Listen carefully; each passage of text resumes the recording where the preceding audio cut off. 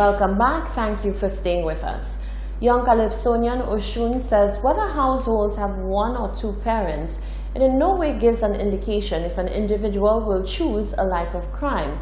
The conscious Calypsonian addressed societal ills affecting the youth and says rather than casting blame, the nation should move toward creating avenues of opportunity for young people. Solange Alfred reports. Calypsonians get to address topical issues through song, but in an interview with Hot 7, young Calypsonian Yanet Oshun James spoke from her heart about recent comments by Prime Minister Alan Chasney. The comments made by the Prime Minister cast blame for a rise in criminality on single-parent households headed by young women. She said as an individual who was raised by neither her mother nor father, the choice to follow down a path of devious behavior lies in the mentality of each individual. It's probably because we don't have sufficient programs and job opportunities for young people. I wouldn't say that it's only young people committing crime, and it could be because of household issues, but I don't think it's because of single-parent households. Why I would say that is because I wasn't brought up with my mother and father. I was brought up with my grandmother, and I never felt like I was at a disadvantage. Some people have more than others, and that doesn't stop them from committing crime. It is really a mentality. There are people from ghettos, as they would call it, that have become great people. There are people who are born in nuclear families or popular families, or I would call it prestigious families, and they're the ones committing the crime. And sad thing is that our society protects them, but if it were to be a smaller person, we don't find out why. We just choose to point fingers. James says a mindset that understands cause and effect or action and reaction would steer clear from unlawful activity. She calls for more focus on developing socially enlightened individuals. It's important that one takes responsibility for their actions, but there are times society is to blame for the actions of these people, because instead of trying to get to know why, we point a finger very quickly. So I think you cannot talk about single parents, or you cannot talk about nuclear families, you cannot talk about, unless you have lived that life. You cannot talk about the ghetto, you cannot talk about until you have been there and seen, you know. That's how I feel. Some people believe that education is like getting your CXCs, but there are some children with other needs and skills. It's almost like you cannot teach a fish to climb a tree.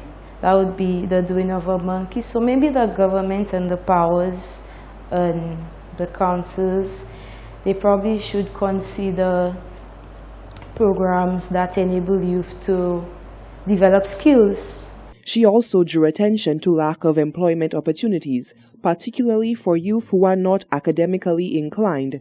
She says the education system is leaving too many youth behind. Oshun is looking forward to this year's Calypso season and the opportunity to shed additional light on societal issues on island. Reporting for Hot 7 News, I am Solange Alfred. Well, the future is looking bright for ECFH. Sole subsidiary of ECFH, Bank of St. Lucia, has delivered a solid performance for the 2018 financial year end.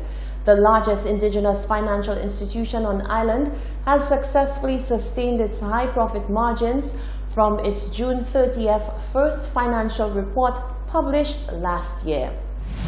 Following an optimistic half-year report publishing $13.5 million in profits after tax, ECFH is pleased to announce to its shareholders, customers, staff, and the general public that despite the challenging years, the financial institution's resilience continues to pay off. In 2018, net profit after tax of EC $44.9 million was recorded compared to the 2017 year-end figure of $36.9 million. According to Managing Director of ECFH, Dr. Bernard Lacobiniere, the company credits its successful 2018 financial year to the performance of its sole subsidiary, Bank of St. Lucia. It was a profitable year, and the success of the bank is the success of all of St. Lucia, of the communities from north to south. It's the success of the people and the businesses that borrow from the Bank of St. Lucia, that benefit from the advice, from the loans for small businesses and medium businesses and large businesses, mortgages, advice that the bank provides to people in order that they may achieve their goals and objectives. And so it's a success for everybody. Dr. Lacobinier also took the time out to thank the bank's management and staff for their efficiency and hard work, which he says played a pivotal role in the bank's 2018 performance. In a myriad of ways, the Bank of St. Lucia is the bank of and for St. Lucians, strong, secure, and profitable. And with your support, together, we will move from strength to strength. BOSL is scheduled to present the details of its 2018 performance to over 4,400 individual shareholders at its 18th annual general meeting on Thursday, the 16th of May at the Financial Administrative Complex at Point Seraphin. The West Indies Rum and Spirits Producers Association held its annual general meeting in St. Lucia with a commitment to strengthen linkages with the vastly expanding tourism sector in the region. The chairman of the West Indies Rum and Spirits Producers Association, Kumal Sumaru, says rum is the largest agricultural export of the English-speaking Caribbean, contributing over $300 million in taxes alone to the regional economy. With foreign exchange earnings over $550 million a year and tax payments of over $300 million, it makes a significant contribution to the regional economy. We created something called the Authentic Caribbean Rum Family. We have common rules and regulations, but that allows diversity amongst producers. So when we go overseas, and St. Lucia and St. Vincent and Grenada and so on, saying we're part of the WOSPA Authentic Caribbean Rum Family, doors open. Tourism Minister Dominic Fadane, pledging government support for a uniquely Caribbean product, noted the vast potential of a region which attracts 40 million visitors annually. Tourism is your biggest advertising. The 40 million people that will come to the Caribbean this year is free advertising for you. Caribbean trade ministers have pledged support in making the Caribbean rum industry more competitive internationally. Regionally, it battles the smuggling of counterfeit rums. Margaret Morplazy, who is the managing director of St. Lucia Distillers, says the AGM discussed issues relating to standards and rules of origin, noting that a Caribbean rum must be distilled and blended in the Caribbean. The association was also concerned about a decline in the local consumption of authentically produced rums. The members also addressed the impact of the harmful consumption of alcohol on Caribbean societies. As a group of responsible producers of alcohol products, we have a duty to engage these issues. This is a moral imperative. The West Indies Rum and Spirits Producers Association comprises rum producers from 15 Caribbean countries. The appeal of becoming a pro athlete has captured the minds of many youth. The newly rebranded Volleyball St. Lucia Inc. hosted a sports camp at the Labrie playing field geared at instilling the basic volleyball skill set into young aspiring athletes. President of the Volleyball St. Lucia Inc. Association says this developmental camp looked to set the young and inspired on the right track. Solange Alfred tells us more.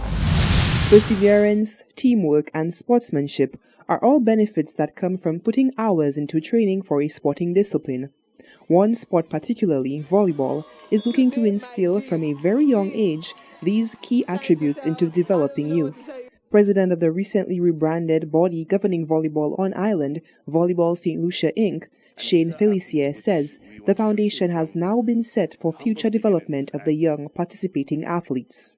We have an 8-month program running in District 7 and District 8, which comprise Bas-Lagras, Labrie, Lazy Tangs, and Chozelle. And what it is to bring volleyball to primary schools. And this is the initiative of Volleyball St. Lucia Inc. together with some of our grassroots coaches. So what we do for a period of 8 months, we actively involve with those schools, and then we teach them the basics of volleyball, because at that age what we're trying to get into is motor skills development and muscle memory. So we're hoping that, and this partnership with the ministry, that after the primary school level, they graduate into a secondary school where they meet other coaches who build on the process we've started. And for us, we've seen significant results. Schools like Reunion and Riverdori actually have volleyball courts set up during PE time for the students. And this is something that has never happened in the past. Felicia notes the event held at the Labrie playing field was not only well attended, but also well received by youth in and around the community. The festival, which was actually held on the 9th of May, was actually the Viva Primary School Volleyball Festival. And we have to thank SMG. They came on in a big way to sponsor the program. And what you saw was the culmination of 8 months. So all the schools came in to represent the school in a volleyball festival. And we tried to make it a fun day for the kids.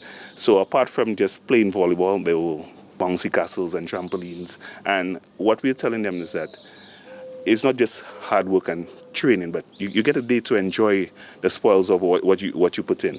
Opportunities for academic and pro-career options are on the table for dedicated athletes, says Felicia, as he endorsed the many benefits associated with the sport of volleyball. For us at Volleyball St. Lucia, we could say we've seen the tangible results of volleyball being played by young people. We have Tevin Seja, who is now currently in Greece and playing professional volleyball. We have Julian Bisset, who's played in Greece, who was the MVP of their league and who's now playing in Romania. And these are athletes which we want to show came from humble beginnings and through volleyball found a path for a career. We have Lisa Casimir, who's studying in the US, and that's from a volleyball scholarship. So in terms of actually finding a career or just making a career through education through volleyball, there are several avenues. Meanwhile, the president of Volleyball St. Lucia Inc. says student volleyball players on island can look forward to the launch of an interscholastic league among affiliate clubs slated for late June 2019. Reporting for Hot 7 News, I am Sola Alfred. Thank you very much, Solange. Sports News with Tennyson Glasgow is up next.